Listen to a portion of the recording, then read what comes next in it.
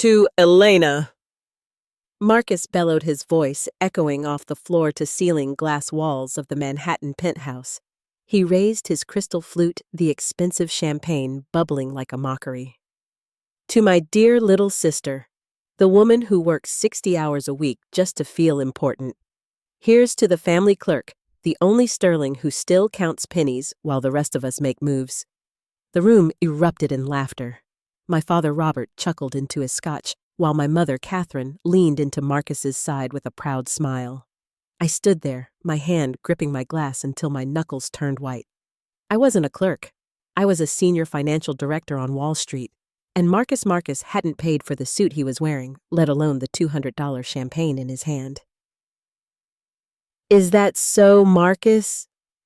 I asked, my voice a jagged blade. "Oh, don't get sensitive, Elle," Marcus sneered. He was 37, but acted like a spoiled toddler. "It's a joke. But hey, if you were more like a sterling and less like a calculator, you'd understand loyalty." "Loyalty," I repeated. A volcanic surge of rage hit my chest.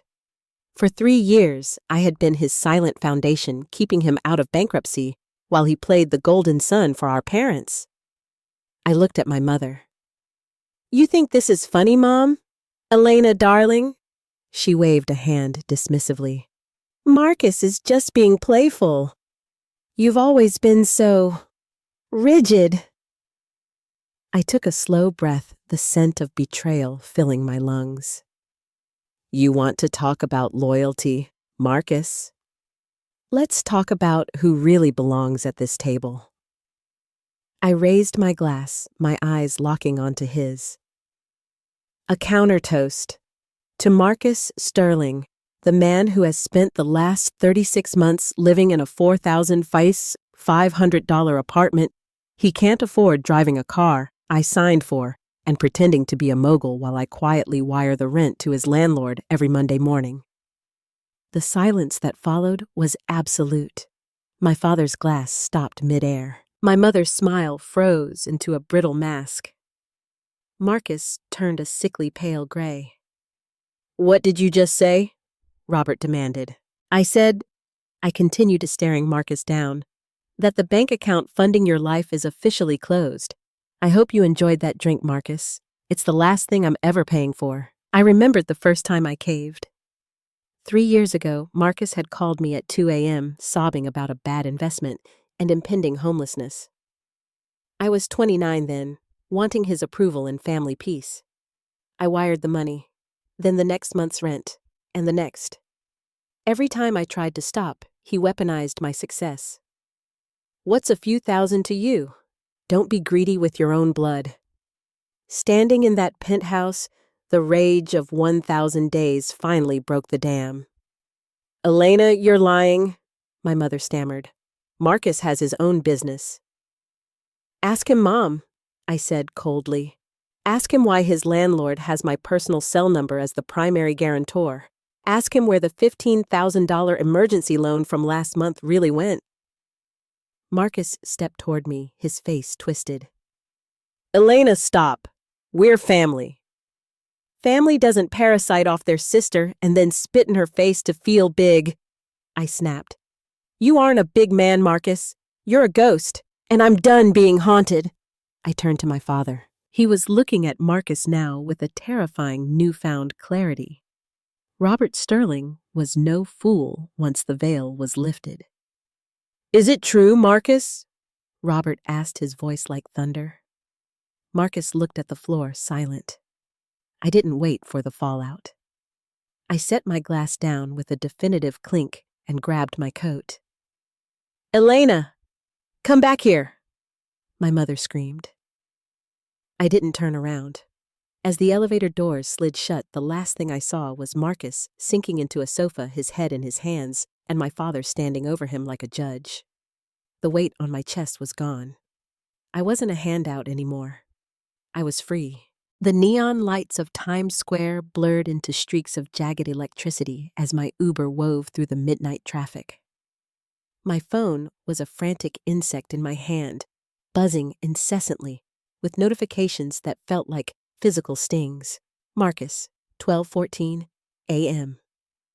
Are you insane? You humiliated me in front of everyone. Marcus, 12:15 a.m. Pick up the phone. Elena, you can't just say that and walk away. Dad is losing his mind. 12:17 a.m. I have $150 in my checking account. 150. Rent is due on Monday. You promised you'd have my back. I stared at the last message, a cold, bitter laugh escaping my throat. I promised. I had promised to help him through a rough patch 3 years ago. I hadn't promised to be his personal ATM for the rest of my natural life while he treated me like a second-class citizen. I leaned my head against the cool window of the car. My mind flashed back to the countless late nights at the office analyzing market trends until my eyes bled all so I could maintain the sterling standard Marcus so casually bragged about. I remembered skipping my own vacation last summer because Marcus needed an emergency infusion of cash for a business deal that, surprise, surprise, never materialized. My phone buzzed again. This time, it wasn't a text. It was a call from an unknown number with a Manhattan area code. I hesitated, then swiped to answer. Hello? Ms. Sterling, this is Arthur Henderson, the landlord for the Fifth Avenue property. A weary voice said. I'm sorry to call you so late, but I was told you're the one to speak with regarding the upcoming lease renewal and the outstanding balance. My blood ran cold. Outstanding balance? Mr. Henderson, I've been wiring the full rent amount every month. What are you talking about? There was a pause on the other end, the sound of papers shuffling. The rent is covered, yes, but the building's security and maintenance staff have reported several, let's call them private gatherings, that resulted in damages to the common areas. There's a $6,000 repair bill for the marble foyer on the 12th floor.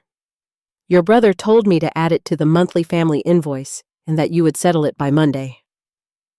The rage I felt in the penthouse was a candle flame compared to the inferno now roaring in my veins. He told you what? I hissed. He said you handled the administrative side of his estate, Henderson replied, sounding increasingly uncomfortable.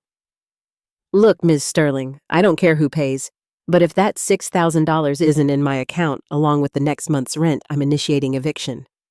I've already been more than patient because of your family name. Mr. Henderson, I said, my voice trembling with suppressed fury. Listen to me very carefully. I am not Marcus's administrator. I am not his mother, and I am certainly not his bank anymore. From this second forward, my name is to be removed as a guarantor. If there are damages, take them out of his security deposit if there's any left. If there isn't, sue him. But the contract was for the rent, which I have paid. I never signed for vandalism by a 37-year-old child. Good night, Mr. Henderson. I slammed the end call button and immediately opened my banking app. My fingers flew across the screen. I found the recurring transfer labeled MS Housing Support and hit the cancel button. Are you sure you want to cancel this recurring payment? I didn't just click yes. I felt like I was punching Marcus in the face through the screen. A moment later, I blocked Marcus's number. Then I blocked my mother's. I knew her pattern. She would call to cry, to guilt trip, to tell me that family doesn't do this to each other. But she never seemed to have that talk with Marcus when he was draining my life force. I reached my own apartment, a modest but elegant place in Chelsea that I actually paid for with my own hard-earned bonuses. I walked inside, dropped my keys on the console, and stood in the darkness. For years, I had been the good daughter. The stable one. The one who kept the Sterling ship from sinking while Marcus threw gold bars overboard just to see the splash.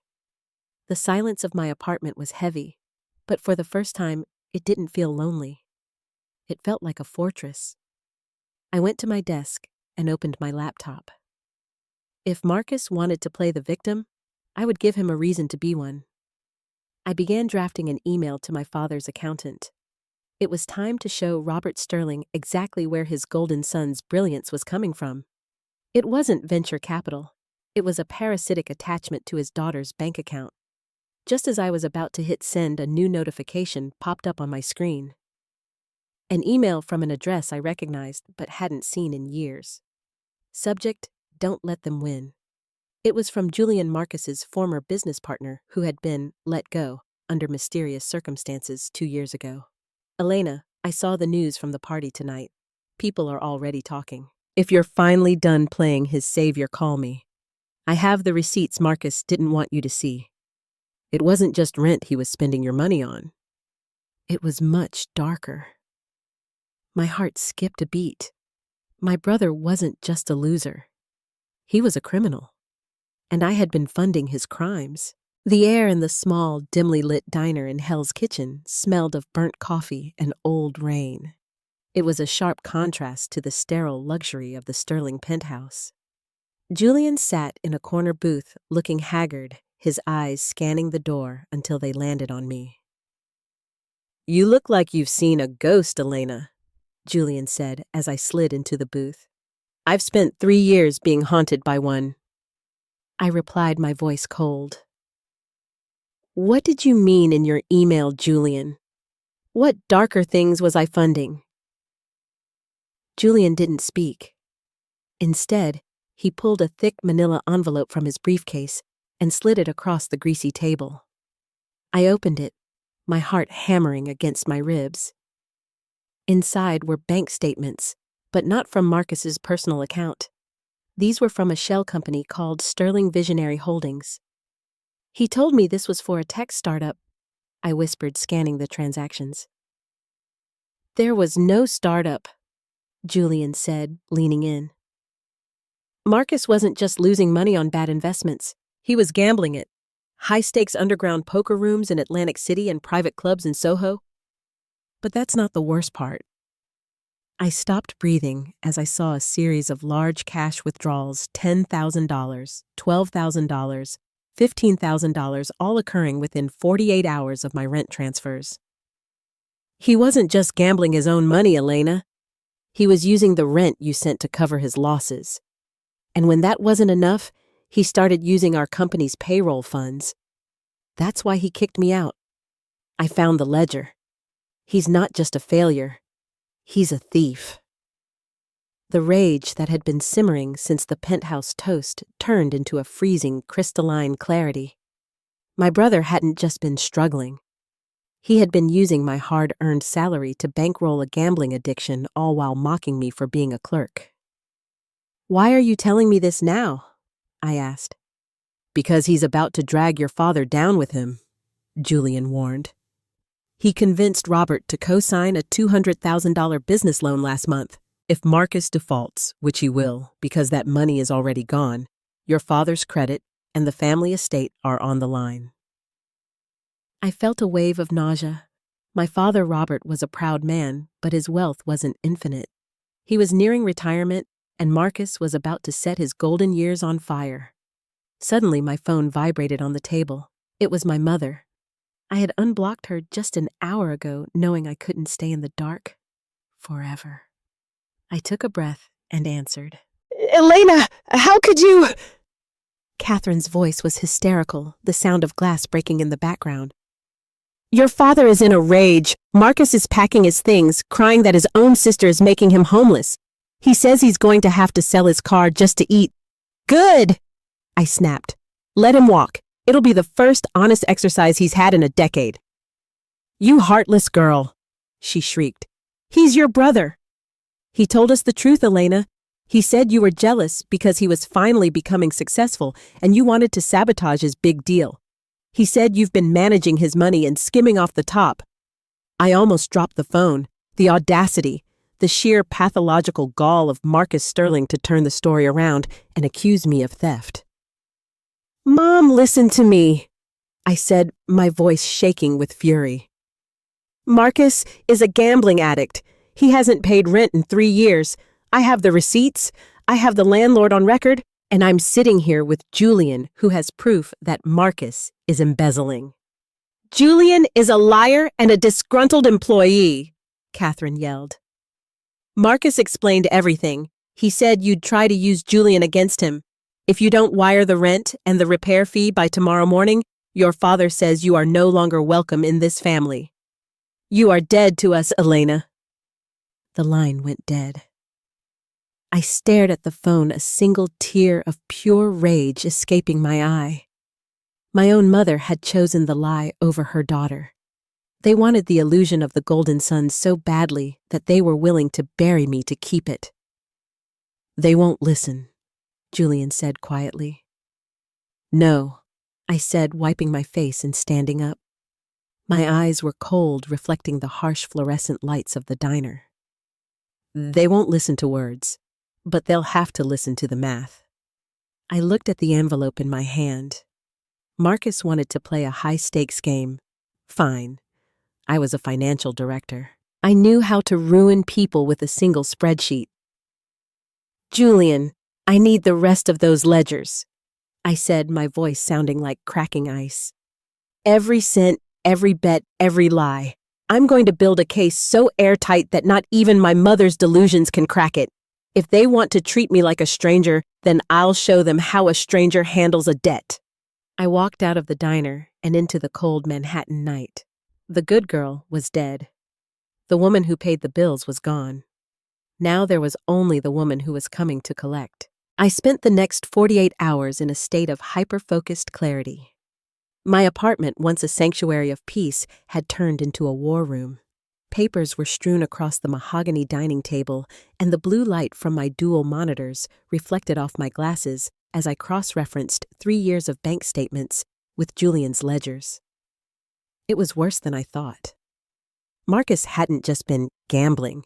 He had created a sophisticated web of lies to keep the cash flowing. He had used my name to open credit lines I didn't even know existed. He had forged my signature on a lease guarantee for a luxury car he'd crashed and quietly settled with more of my money. By Sunday night, I had it. A 60-page dossier that laid out every cent I had earned and every cent he had stolen or squandered. I called it the Sterling Audit. My phone buzzed on the desk. It was a text from my father. Robert, 9:30 p.m. The landlord called. He says you've officially withdrawn as guarantor. Marcus is at the house now, distraught. Catherine is inconsolable.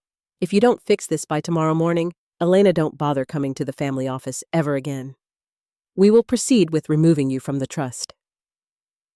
I stared at the screen. Removal from the trust.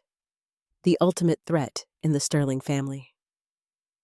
My father thought he was holding a gun to my head. He didn't realize I was already pulling the trigger on his. I didn't reply. Instead, I sent an email to the entire family. My parents, Marcus, my aunts, and even the family's legal counsel. Subject: E. Family emergency. Financial disclosure to the Sterling family. Since there seems to be a significant misunderstanding regarding my contributions and Marcus's success, I have attached a comprehensive audit of the last 3 years. This includes every rent payment, every loan for business deals that didn't exist, and every gambling debt Marcus covered using my salary. I have also attached the forged documents Marcus signed in my tin. To Marcus, I have already alerted the credit bureaus. To my parents, please look at page 14. That is the $200,000 loan Robert co-signed. Look at the withdrawal dates. The money didn't go to a venture fund. It went to the River Room, an illegal gambling den in Soho. I will be at the family office at 9:00 a.m. tomorrow. If you want to talk about loyalty and family values, we can do it there, with the police on standby for the forgery charges if necessary. Best, Elena. The next morning, the air in the Sterling family office on Madison Avenue was thick enough to choke on. The mahogany-paneled walls, which usually felt prestigious, now felt like the walls of a coffin. My mother was there, her eyes red and swollen, clutching a silk handkerchief. My father sat behind his massive oak desk, looking 10 years older. Marcus was pacing by the window, his expensive suit rumpled, looking like a caged animal. As I walked in, Marcus charged at me. "You bitch! You're going to jail me over a few mistakes. You're going to destroy this family because your ego got bruised at a party." "Sit down, Marcus," I said, my voice as cold as a New York winter. "Before I decide to call the NYPD right now." "Elena, please," my mother sobbed. "This is a private matter. Why did you have to involve the lawyers? Why did you have to send those lies to everyone?" "They aren't lies, Catherine," I said, refusing to call her mom. I dropped a physical copy of the audit on my father's desk with a heavy thud. Page 22. Marcus didn't just spend my money. He used the family name to rack up a $50,000 debt with a private lender. A man named Vinny has been calling my office thinking I'm the one who handles Marcus's accounts. My father's face went from pale to a deep, dangerous purple. He looked at Marcus. "Is this true? Did you bring a debt collector to your sister's workplace?" "She has the money, Dad," Marcus shouted, his voice cracking with desperation. "She's a director. She makes $500,000 a year. What was I supposed to do? I was in deep. I thought I could win it back." "With my money."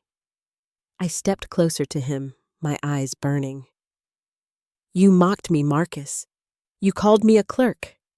You laughed while I paid for the very roof over your head. You didn't just take my money. You tried to take my dignity. And you did it all while our parents cheered you on." I turned to my father. "You told me I was rigid.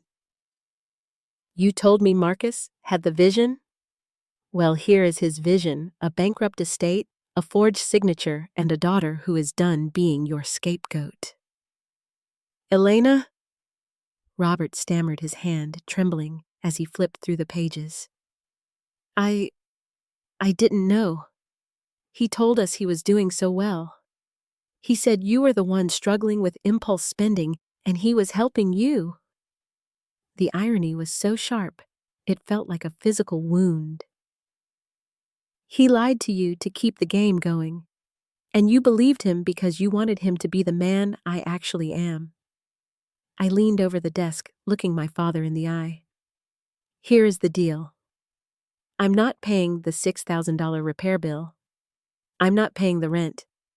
And I am filing a formal report for the forged credit lines unless Marcus signs a confession and agrees to enter a state-mandated gambling program today." And if I don't," Marcus hissed, his eyes full of hatred. "Then I'll sue you for every cent I've sent you in the last 3 years," I replied. "I've already spoken to Julian. He's ready to testify. You'll be lucky if you're only homeless, Marcus. You'll likely be wearing a jumpsuit that matches your orange juice." Silence fell over the room. For the first time in my life, I wasn't waiting for their approval. I was waiting for their surrender. Marcus looked like he wanted to lunge at me, but the dossier on the desk held him back like lead chains. The office was so quiet I could hear the rhythmic ticking of the grandfather clock, a sound that used to mean legacy, but now felt like a countdown to an explosion. "You're a monster," my mother whispered, clutching her silk handkerchief. "To do this to your own blood, to humiliate your brother over a few dollars." "I didn't humiliate him, Catherine," I said, my voice flat. "I simply stopped paying for the curtain he was hiding behind. He did the rest himself." My father hadn't moved. He was staring at page 14, the $200,000 loan. His fingers traced the signature he had signed with such pride just a month ago. He looked up, and for the first time, I saw his eyes water with genuine shame. "Marcus," Robert said, his voice a broken whisper. "The venture fund. The Sterling Quantum Project. You told me it was the next big thing. You said we'd be billionaires." "Dad, listen, it is real," Marcus stammered, his hands shaking. I had to use some funds to clear old baggage. You know how business is. It's about cash flow." "You lost it at a poker table," I interrupted, my voice sharp as a scalpel. "You didn't just lose your money, Marcus. You lost Dad's retirement, You lost the house in the Hamptons, and you did it while drinking champagne I paid for." "Shut up," Marcus screamed. "You're just a bean counter who got lucky. You've always hated me because I have the personality and you have the spreadsheets. I have the life, Marcus. You have a script." Robert slammed his fist onto the oak desk. The sound was like a gunshot. "Enough!" He stood up, his frame shaking. He looked at Marcus as if seeing a parasite for the first time. "Get out." "Dad?" "Get out!" Robert bellowed. "I will not listen to another lie. You forged your sister's name. You stole from your family. You are a thief, Marcus, and a coward." Marcus stood frozen. He looked at my mother, searching for his usual shield. "Mom, tell him she's exaggerating." Catherine looked from her husband to her son. The mask of the perfect family was shattered, but instead of turning on Marcus, she turned on me. "You've destroyed us, Elena. I hope your bank account is worth the loss of your family." "My bank account didn't destroy this family, Catherine. Marcus's greed did. And your silence allowed it." Marcus, realizing the game was over, grabbed his briefcase. But before walking out, he stopped next to me. He leaned in his breath, smelling of stale coffee and desperation. "You think you've won, Elena?" He hissed low enough that only I could hear. "You think Dad is a saint? Ask him about the Sterling Trust audits from 10 years ago. Ask him why he was so happy to have you take over the finances. I'm not the only one who needed a savior." My heart skipped a beat. Marcus gave me a sickening smirk and walked out, the heavy doors swinging shut behind him. I turned to my father. He had slumped back into his chair, his head in his hands. But it wasn't just sadness in his posture. It was terror. "Dad," I asked, my voice small. "What was he talking about? What audits?" "It's nothing." Catherine snapped, her voice too high. "He's just lashing out." I looked at the audit I had built. I had felt so powerful, bringing light to the darkness. But now I realized the darkness didn't start with Marcus. He was just the most reckless version of a family tradition. "I'm going to my office," I said, grabbing my coat. "I'm going to run a new audit, a deeper one." "Elena, leave it alone," Robert said, finally looking up. His eyes were haunting. "You've done enough." "I haven't even started." I walked out, but I didn't go to my office. I called Julian. "Julian, we need to go back further. 10 years further. What was happening with the Sterling Trust before I took over?" There was a long silence. "I was wondering when you'd ask that, Elena. Meet me at the docks. Things are about to get much more expensive than a rent check." The Pier 54 docks were swallowed in a thick, salty fog that muffled the sounds of the city. I stood by the rusted railing, my hands buried deep in the pockets of my trench coat. My mind was a whirlwind of balance sheets and Marcus's parting venom. Julian appeared from the shadows of a shipping container, looking like a man who hadn't slept in a decade. He wasn't carrying a briefcase this time. He was holding an encrypted external drive. "You're playing with fire, Elena," he said, his voice barely a whisper against the lapping waves. "Marcus is a small-time crook. Your father, he's a different league. Just tell me, Julian, what was the Sterling Trust audit from 10 years ago?" Julian plugged the drive into his laptop, the screen illuminating his hollowed face. 10 years ago, the firm was bleeding. A series of bad bets on the housing market, bets your father made personally. He didn't want the board to know, so he used the trust money meant for the family's future, for your future, to cover the margins. I watched the screen as spreadsheets from a decade ago flickered by. Red numbers, millions of dollars diverted through offshore accounts in the Caymans. "He moved the money back eventually," Julian continued. "But he needed a fall guy in case the SEC ever came sniffing. That's why he was so eager for you to take over the finances. If anyone discovered the discrepancy now, It would look like you were the one who mismanaged the funds. You weren't just the good daughter, Elena. You were the insurance policy. The betrayal hit me harder than Marcus's insults ever could. My father hadn't just enabled Marcus. He had been grooming me to be his shield. Every promotion, every word of praise for my meticulous nature was just him tightening the knot around my neck. "Why tell me now?" I asked, my voice trembling.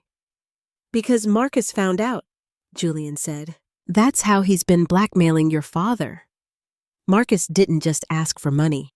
He was charging a silence fee. That $200,000 loan Robert co-signed, that wasn't out of love. It was payment to keep Marcus from leaking these files to the authorities. I felt nauseous.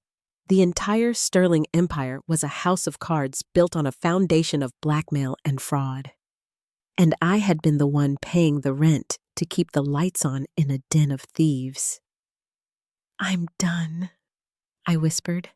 "I'm done protecting any of them." "What are you going to do?" Julian asked. "I'm going to do what I do best," I said, a cold, hard resolve settling in my chest. "I'm going to liquidate their illusions." I left the docks and drove straight back to my apartment. I didn't sleep. I spent the night drafting a new set of documents. I wasn't just auditing Marcus anymore. I was preparing a full disclosure for the SEC. At 3 a.m., my phone buzzed. A text from Marcus. "Marcus, 3:05 a.m. I'm at a bar on 42nd. I have the drive, Elena. If you don't wire $50,000 to my account by sunrise, I'm sending the trust files to the press. Dad will go to prison, the firm will collapse, and you'll be the one they blame for missing the fraud during your tenure. Your choice." I stared at the message. The sheer stupidity of it. He thought he could threaten a woman who had already lost her family. He thought I still cared about the Sterling name. I typed back a single sentence. "Meet me at the office at 8 a.m.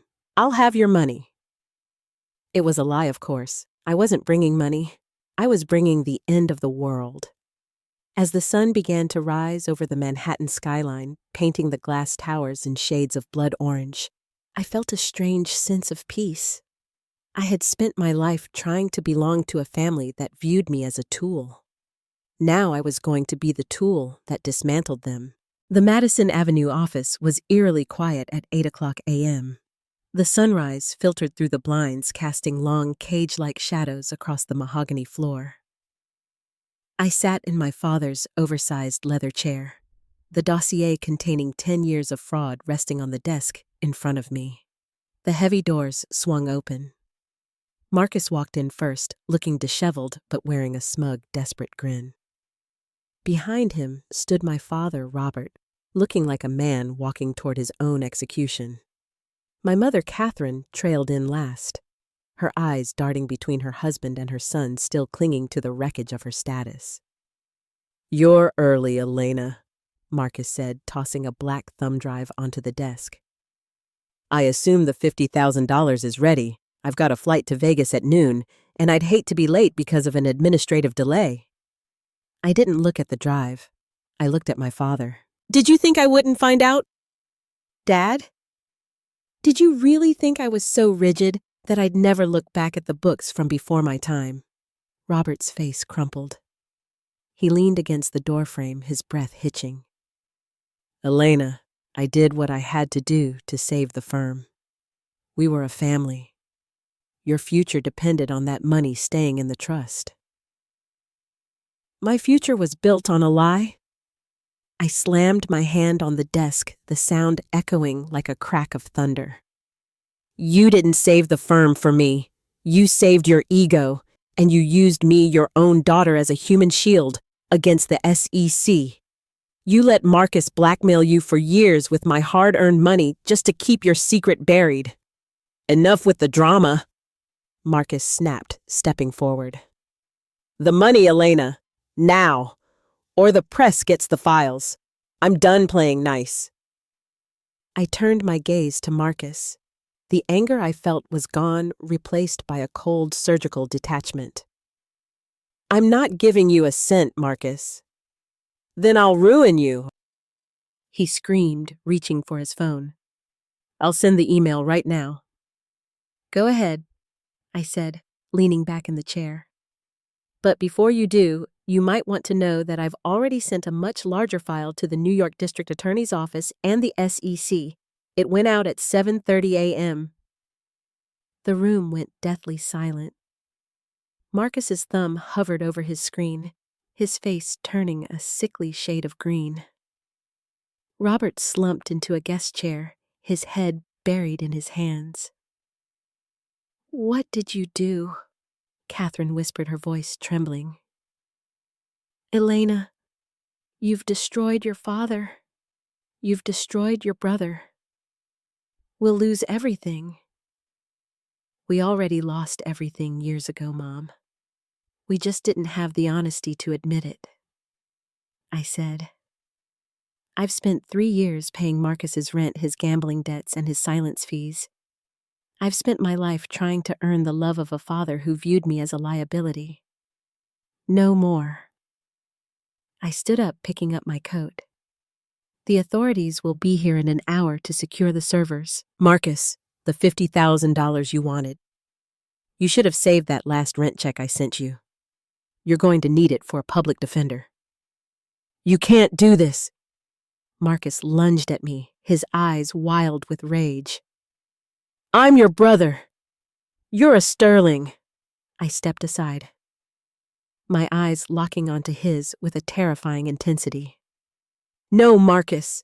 I'm the woman who paid the bills, and the bill for your lies has finally come due." I turned to my father. He looked up, tears streaming down his face. "I'm sorry, Elena. I truly am." "I know you are, Dad. You're sorry you got caught," I replied. I walked out of the office, my heels clicking firmly on the marble floor. Behind me, I could hear Marcus screaming and my mother's hysterical sobs. As I stepped onto the sidewalk and into the crisp morning air, I felt a weight lift that I had been carrying since I was a child. The Sterling name was about to be dragged through the mud. The penthouse would be sold. The trust was gone. But for the first time in my 32 years, I wasn't responsible for fixing it. I hailed a taxi. "Where to, ma'am?" the driver asked. "The airport," I said, a small, genuine smile touching my lips. "I think it's time I took a vacation I didn't have to pay for twice." The news hit the headlines faster than I expected. Sterling Financial, a dynasty built on debt and deceit.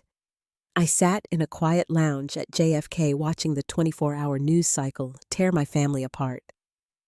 Pictures of our Madison Avenue office flooded the screen, now cordoned off with yellow police tape. There were shots of Marcus, his face hidden behind his jacket, as federal agents led him out in handcuffs. He looked small. For the first time, without the expensive suits and the borrowed bravado, Marcus Sterling looked exactly like what he was, a frightened man with nothing left to hide. My phone, now equipped with a new SIM card, remained silent in my bag. I had kept only one contact open, Julian. A notification pinged. It was an email from him with an attachment, a copy of the formal indictment. Marcus was being charged with grand larceny, forgery, and wire fraud. My father, Robert, was being investigated for embezzlement and obstruction of justice. The Golden Sun and the Titan of Wall Street were now just case numbers 4092 and 4093. I closed my eyes and leaned back. I expected to feel a surge of triumph, a told-you-so moment that would satisfy the years of resentment, but all I felt was a hollow, echoing exhaustion. The airport intercom announced the final boarding call for my flight to Zurich. I stood up, but a familiar voice stopped me. "Elena, wait!" I turned to see my mother, Catherine, running through the terminal. She looked unrecognizable. Her hair was disheveled, her designer coat was stained, and the polished mask of the Manhattan socialite had completely melted away. Security was trying to hold her back, but she was screaming my name. I walked toward the security line, stopping just far enough away so she couldn't reach me. "How could you?" she sobbed, her hands clawing at the air. "They took your father, Elena. They took the house. They've frozen everything. I have nothing. I can't even pay for a taxi home." "Maybe you should ask Marcus for the money, Catherine," I said, my voice devoid of emotion. "Oh, wait. He's using his one phone call to find a lawyer I won't be paying for."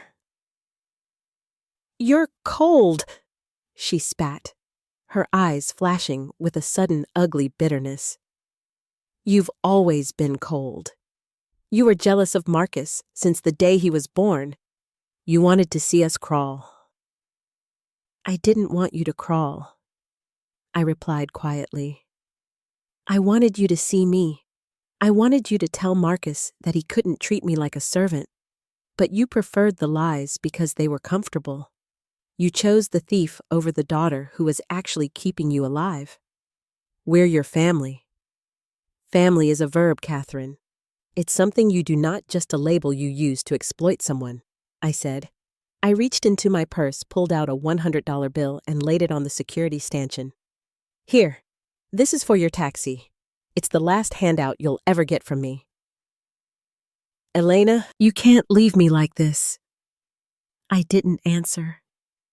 I turned my back on her screams and walked through the metal detector. I didn't look back when she was escorted out by security.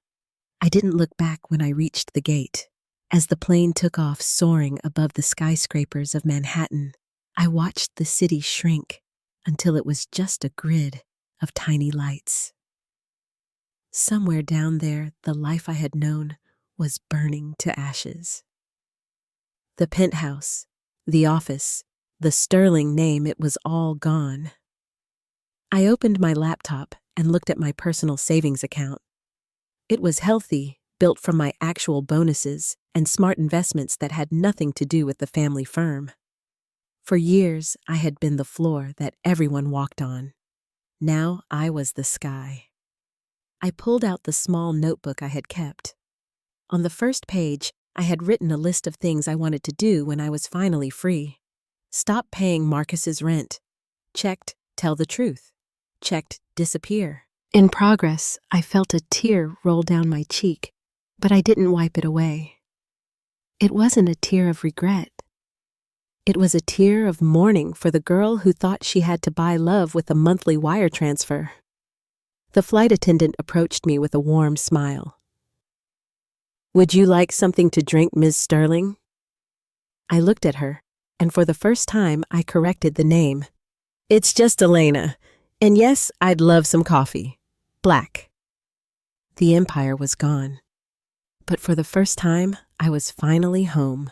6 months had passed since the name Sterling became a footnote in the history of Wall Street's most spectacular collapses. I sat on the balcony of my small, sun-drenched apartment in Lugano, Switzerland. The view was a stark contrast to the aggressive gray of Manhattan. Here, the mountains were ancient and indifferent, and the water of the lake was a clear, honest blue. I had spent the last half-year working as a remote consultant for an international NGO, using the same bean-counting skills my brother once mocked to help fund clean water projects in East Africa. For the first time in my life, I wasn't working to prove my worth. I was just working. My laptop hummed on the wooden table. I had kept a distant eye on the proceedings in New York. Marcus had taken a plea deal 10 years in a federal penitentiary. My father's trial was still ongoing, but his health was failing, and his reputation was already in the grave. My mother was reportedly living in a small apartment in Queens, supported by the meager Social Security checks she used to look down upon. I had sent no letters. I had made no calls. Until today. An email appeared in my inbox from a law firm I didn't recognize. Subject, personal request. Marcus Sterling. Inmate number 77,291. Ms. Sterling. Your brother has requested a visitation or a direct line of communication. He claims to have information regarding several missing assets that could potentially alleviate some of the financial burden currently placed on your mother. He refuses to speak to anyone but you. I stared at the screen, the steam from my coffee rising in the cool morning air. I felt a familiar tug in my chest, the old ingrained reflex to fix it, to go back to save the mother who had cursed me, to listen to the brother who had bled me dry. But then I remembered the toast. I remembered the smirks in the penthouse while I calculated their rent in my head. I picked up my phone and called Julian. He was now working for a private investigation firm in London. "He's fishing Elena," Julian said as soon as he answered. "There are no missing assets. He's trying to leverage you. He knows you're the only one with a conscience left, and he wants to use it to get a better lawyer or a shorter sentence." "I know," I said, looking out at the calm lake. I just wanted to hear someone else say it. "How are you, Elle, really?" "I'm quiet, Julian. For the first time, my mind isn't a spreadsheet of other people's problems. It's peaceful." "Stay that way," he advised. "Don't let him pull you back into the orbit." After we hung up, I began to type a reply to the law firm, to whom it may concern. Regarding Marcus Sterling's request, I have no interest in any missing assets. Any information he has should be turned over to the federal prosecutors as part of his plea agreement. As for my mother, she has the resources that his choices left her with. I am no longer a participant in the Sterling family's financial or emotional negotiations. Please do not contact me again. Elena. As I hit send, I felt a final chord snap. It didn't feel like anger anymore. It felt like a balance sheet that had finally been zeroed out. No debts, no credits. Just a clean page. I closed my laptop and walked down to the lake. The locals knew me only as Elena, the quiet woman who lived in the building with the blue shutters. They didn't know about the millions I'd managed or the empire I'd dismantled. They just knew I liked my coffee black and my walks long. The anger was gone. The phantoms of the penthouse were fading. I had paid the ultimate price for my freedom, the loss of my family. But as I felt the cold alpine breeze on my face, I knew it was the best deal I'd ever made. I reached the water's edge and watched a small boat move across the lake. I wasn't a Sterling. I wasn't a clerk. I was just a woman standing in the sun, finally belonging to myself. 1 year later, the world had moved on, and so had I. It was a crisp autumn morning in Lugano. I sat in a small lakeside cafe, the smell of freshly baked focaccia and espresso filling the air. On the table lay a physical copy of the New York Times. On page 6, a small headline caught my eye. Robert Sterling sentenced to home confinement, assets liquidated. I read it with the detachment of someone reading about a stranger. The penthouse was sold. The luxury cars, the art collection, the family estate in the Hamptons all gone to pay back the creditors and the defrauded trust. My mother had moved to a smaller facility in New Jersey, and Marcus was still counting days behind bars in Pennsylvania. For a second, I thought about the girl I used to be, the one who would have wept at this news, the one who would have spent her last bonus trying to save the house. But that girl had died the moment the glass shattered in the penthouse. My phone buzzed. It was a photo from Julian, who had recently visited New York. It was a picture of the old Sterling office building. The gold Sterling sign had been removed, leaving only a faint rectangular stain on the stone, a ghost of a legacy that had meant everything and nothing at the same time. "The shadow is gone, Elle. You're the only one left standing," Julian's message read. I didn't reply. I didn't need to.